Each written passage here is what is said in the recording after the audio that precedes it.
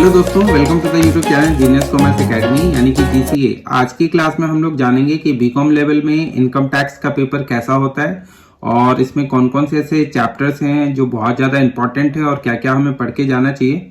तो आइए चलिए शुरू करते हैं और जानते हैं इनकम टैक्स के बारे में। इनकम टैक्स यहाँ पर जो है बीकॉम लेवल पे वो इनकम टैक्स एक्ट 1961 जनरली आपको पढ़ना होता है और उसके बाद एक इनडायरेक्ट टैक्स भी है जिसको हम लोग जीएसटी कहते हैं, तो वो भी आपको पढ़ना होता है।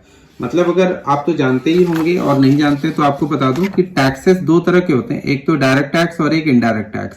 डायरेक्ट टैक्स में इनकम टैक्स आता है, मतलब income tax is the part of direct tax, तो ये एक आपका टॉपिक होता है। और एक इनडायरेक्ट टैक्स का भी पार्ट होता है जो आपका जीएसटी एक टॉपिक होता है जिसका पूरा नाम है गुड्स एंड सर्विस टैक्स, वस्तु एवं सेवा कर इसको बोलते हैं, इसको आयकर बोलते हैं। अगर आपका एग्जाम में पेपर 100 नंबर का होगा तो जनरली यहाँ से 75 मार्क्स होंगे और यहाँ से 25 मार्क्स होगा। और अगर आपका एग्जाम का पेपर 75 नंबर का होगा, मतलब केवल 75 का होगा, तो आप ऐसा देखोगे कि हो सकता है यहाँ से 50 नंबर का होगा और यहाँ से 25 नंबर का होगा। तो मतलब मेरा कहने का मतलब है वेटेज इससे कम रहता है और इससे सबसे ज्यादा रहता है। ठीक है, तो अभी इस टॉपिक को हम लोग ज्यादा यहाँ पे सीखेंगे। जीएसटी में जनरली यही आता है कि जीएसटी क्या होता है, जीएसटी कितने रेट्स होते हैं, जीएसटी के सबसे बड़ा टॉपिक यही होता है। तो इसको यहाँ पे आज की वीडियो में ज्यादा डिस्कस करेंगे। तो आइए चलो शुरू करते हैं।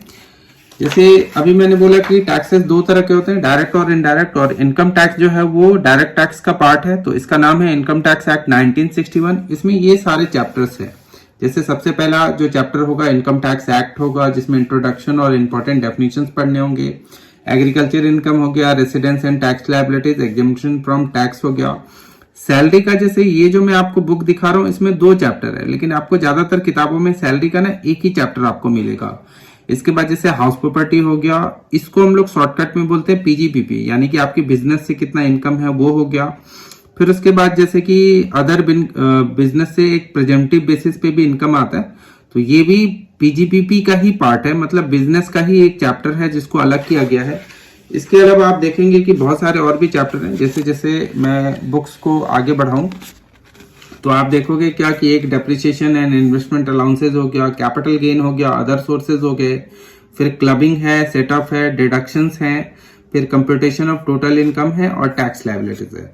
तो ये सभी चैप्टर्स जो आप देख रहे हैं यहाँ पर, ये जनरली आपको बुक्स में मिलेगा। इन चैप्टर्स के नाम है। अभी मैं आपको इसके डिटेल भी थोड़े थोड़े बता देता हूँ कि इसको कैसे करके आपको कवर करना है, पढ़ना कैसे कैसे करके है वो भी मैं आपको अभी बता देता हूँ। सबसे पहले तो आपको कुछ बेसिक बातों को समझना होगा। जैसे जिनको टैक्स पे करना होता है उसको हम लोग करदाता कहते हैं, इंग्लिश में उसको असेसी कहते हैं। तो ये वर्ड जो है वो ज्यादातर यूज होगा आपके बुक्स में। असेसिंग ऑफिसर हो गया, यानी कि जो ऑफिसर टैक्स को कलेक्ट करने की रिस्पॉन्सिबिलिटीज होती है, तो उसको हम लोग यहाँ पर असेसिंग ऑफिसर्स कहते हैं। टैक्स के रेट्स होंगे, उसके बाद जैसे सरचार्ज वर्ड आएगा, मतलब ये टैक्स पे अगर लगता है। सेस भी एक प्रकार का टैक्स ही होता है जो टैक्स पे लगता है। ड्यूटी को भी हम लोग टैक्स ही बोलते हैं।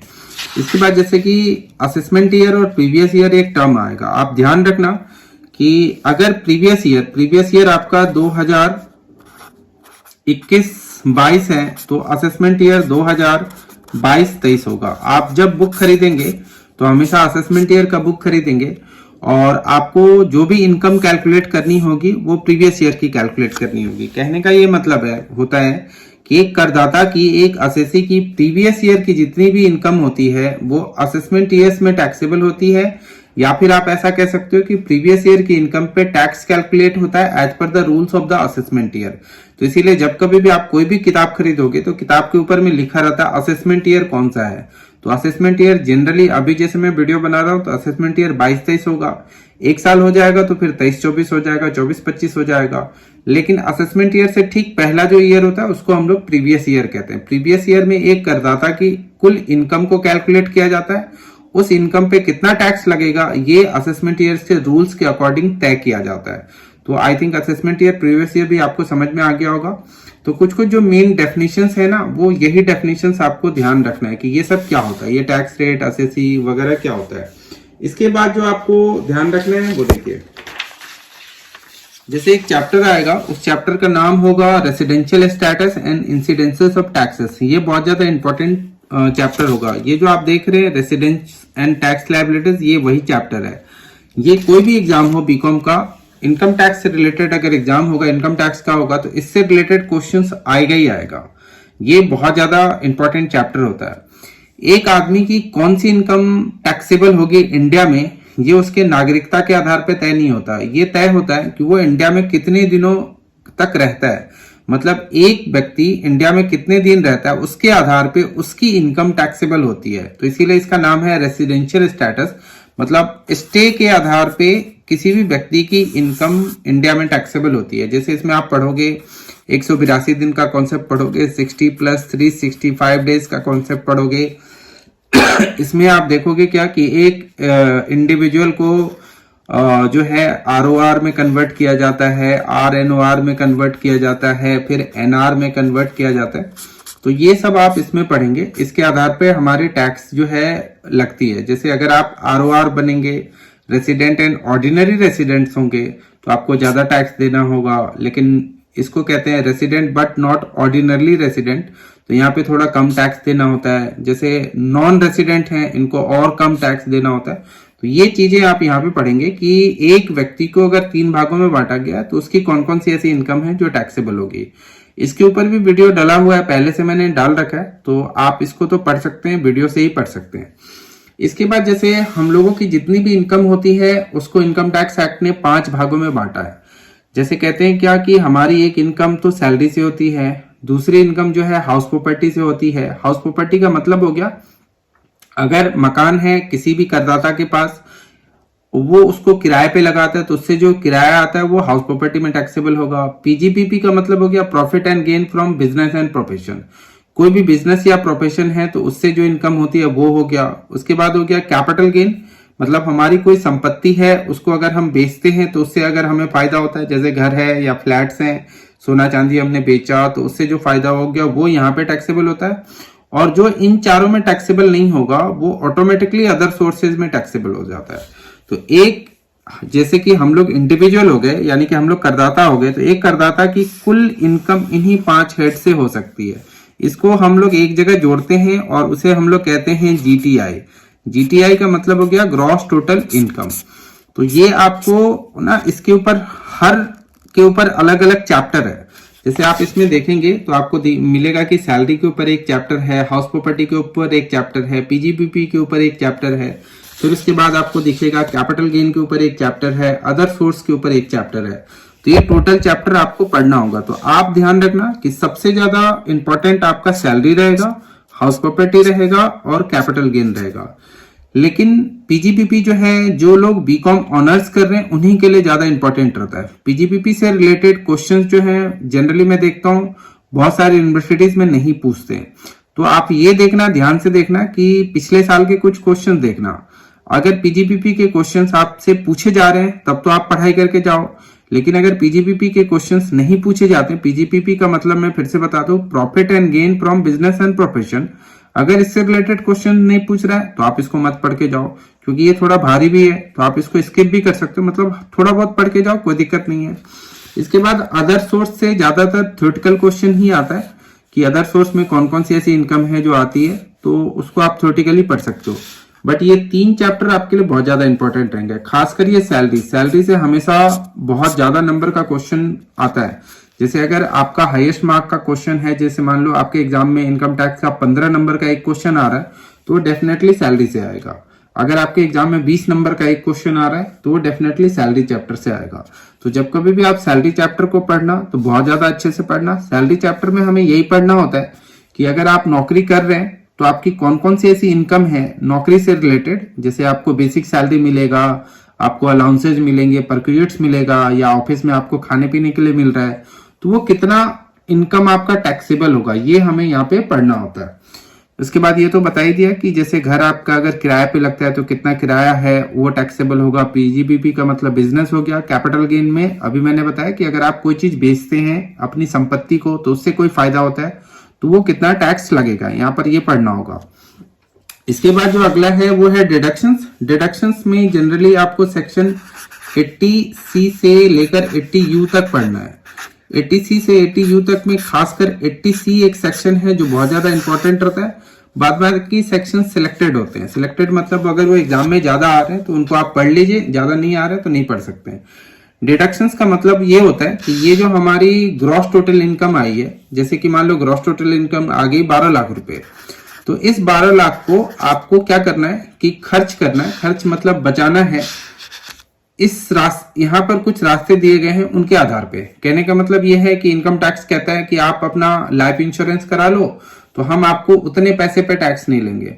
तो आपने इस 12 लाख में से मान लो 50,000 का लाइफ इंश्योरेंस करा लिया तो 50,000 रुपये आपको टैक्स नहीं लगेगा। यही सारी चीजें यहाँ डिडक्शंस में आपको एक तरीके से पढ़नी होती है। मैंने सामान्य भाषा में ये बात आपको बताया, वैसे आप पढ़ेंगे जब तो लीगली क्या कहता है ये आपको पढ़ना होगा। तो डिडक्शंस का मतलब होता है एक तरीके से माफ हो जाना, कि आपकी कुछ इनकम है जो कर मुक्त हो जाएगी, यहाँ से माफ हो जाएगी, वो आपको यहाँ पे पढ़ना है। इस पे थ्योरेटिकल ही क्वेश्चन आता है, जनरली प्रैक्टिकल क्वेश्चन नहीं आता। इतने चैप्टर्स होने के बाद फिर आपको जो पढ़ना है वो है टोटल इनकम। मतलब आपको टोटल इनकम निकालना होगा। टोटल इनकम के बाद इस टोटल इनकम में जैसे पांचों हेड की इनकम, 5 हेड जैसे आपने देखा कि salary, house property, PGBP, capital gain and other sources था, तो इनको जब आप जोड़ोगे और इसमें से डिडक्शंस घटा देंगे तो यही हो गया टोटल इनकम। इसके बाद आपको क्लबिंग से रिलेटेड और सेटअप एंड कैरी फॉरवर्ड से रिलेटेड चैप्टर भी पढ़ने को मिलेगा। क्लबिंग का मतलब ये होता है कि जैसे किसी अन्य की भी इनकम आपकी इनकम में ऐड कर दी जाएगी। जैसे कि फादर है तो फादर ने क्या किया, एक हाउस खरीदा, लेकिन ये जो हाउस खरीदा उसने अपने बेटे को दे दिया और बेटा पूरा का पूरा डिपेंड करता है फादर पे। तो यहाँ पे इस हाउस से जो इनकम आएगी वो बेटे की ना होकर फादर की हो जाएगी। जैसे कि हस्बैंड एंड वाइफ है तो हस्बैंड ने कोई संपत्ति खरीदी लेकिन वाइफ के नाम से खरीदी, तो अब उस संपत्ति से कोई इनकम आएगी तो वाइफ की नहीं होगी, हस्बैंड की ही होगी। भले ही उस संपत्ति की, उस एसेट्स का जो मालिक है वो वाइफ है, लेकिन फिर भी यहाँ पे जो इनकम होगा वो हस्बैंड का ही होगा। तो इन्हीं सभी टॉपिक को डिस्कस करता है क्लबिंग। क्लबिंग में ऐसा होता है कि इसकी इनकम आपकी इनकम, आपकी इनकम इसकी इनकम, ऐसे हम लोग बोलते हैं। तो क्लबिंग में क्या होता है कि जब कभी भी आप अपने इनकम को सेपरेट करने की कोशिश करेंगे तो इनकम टैक्स क्या करता है कि वो इनकम आपकी इनकम में ऐड कर देगा। कहेगा कि नहीं तुम जानबूझ के ये इनकम क्या कर रहे हो, नहीं जोड़ रहे हो अपनी इनकम में। तो ऐसा कुछ प्रोसेस आपको यहाँ पे पढ़ना पड़ेगा। इसके बाद सेटअप एंड कैरी फॉरवर्ड का मतलब है कि बाय चांस आपको कोई लॉस हो रहा है तो उस लॉस को आप कितने सालों तक कैरी फॉरवर्ड कर सकते हो, आगे बढ़ा सकते हो, या फिर अन्य इनकम के साथ सेटअप कर सकते हो। जैसे मान लो एक इनकम से आपको 50,000 का फायदा हुआ, लेकिन किसी एक इनकम से आपको 50,000 का नुकसान हो गया, तो आप ये कहना चाहते हैं क्या कि मैं कोई टैक्स नहीं दूंगा क्योंकि इन दोनों को जोड़ा जाए तो मेरी इनकम क्या होगी, नील होगी। तो क्या ये अलाउ है? इसी को हम लोग कहते हैं सेटअप होना। और बाय चांस इस साल आपको केवल 50,000 का नुकसान हो गया तो आप कहते हो कि मैं अगले साल आप 50,000 पे टैक्स नहीं दूंगा, तो क्या ये अलाउ है? ये कहलाता है कैरी फॉरवर्ड। तो ये टॉपिक भी आपको पढ़ना होगा। ये भी एग्जाम में इस पे थ्योरी क्वेश्चन ही आता है। इसके बाद जो लास्ट है वो है टैक्स का कैलकुलेशन। टैक्स का कैलकुलेशन में आप पढ़ेंगे कि हमारी टोटल इनकम है उस पर कितना टैक्स लगेगा। वो हमारी स्लैब रेट के आधार पर टैक्स लगती है। जैसे स्लैब रेट आप जानते हो कि 2.5 लाख से 5 लाख तक की इनकम पे टैक्स नहीं लगेगी, फिर अगले 2.5 लाख पे या फिर 3 लाख पे टैक्स नहीं लगेगा। तो ये हमारे एज पे डिपेंड करता है। जैसे 60 इयर्स तक, जैसे 0 से लेकर 60 इयर्स तक, फिर 60 to 80 इयर्स तक, फिर 80 एंड एबव के ऊपर एक अलग रेट्स है। तो ये सारे टैक्स के रेट्स अलग अलग दिए गए हैं। जैसे एक स्लैब रेट होता है, एक होता है फ्लैट रेट। फ्लैट रेट का मतलब हो गया कि यहाँ पे आपको टैक्स लगेगा ही लगेगा। तो ये सारी चीजें आपको पढ़नी होगी टैक्स कैलकुलेशंस में। तो इस वीडियो में मैंने बहुत शॉर्टकट में आपको थोड़ा थोड़ा करके सब चीज बताया कि टॉपिक जनरली क्या क्या पढ़ना होता है। ये सारे कंटेंट्स होंगे आपके बुक्स में। तो आई होप इस वीडियो से आपको थोड़ा बहुत जानकारी मिला होगा कि इनकम टैक्स में जनरली क्या क्या है। और भी अगर आपको कुछ जानना है इनकम टैक्स के बारे में, मतलब कि क्या पढ़ना है नहीं पढ़ना है, तो आप कमेंट कर सकते हैं, मैं वहां पे आपको जवाब दे दूंगा। तो आज की इस वीडियो में इतना ही करते हैं, फिर हम लोग नेक्स्ट क्लासेस में और भी टैक्स के बारे में पढ़ेंगे। और ऑलरेडी टैक्स के ऊपर बहुत सारे वीडियोस अपलोडेड हैं, तो उनको भी आप देख सकते हैं, वो जरूर हेल्पफुल होंगे आपके लिए। So thanks for watching the video. We will continue in the next class. Thank you so much. Goodbye.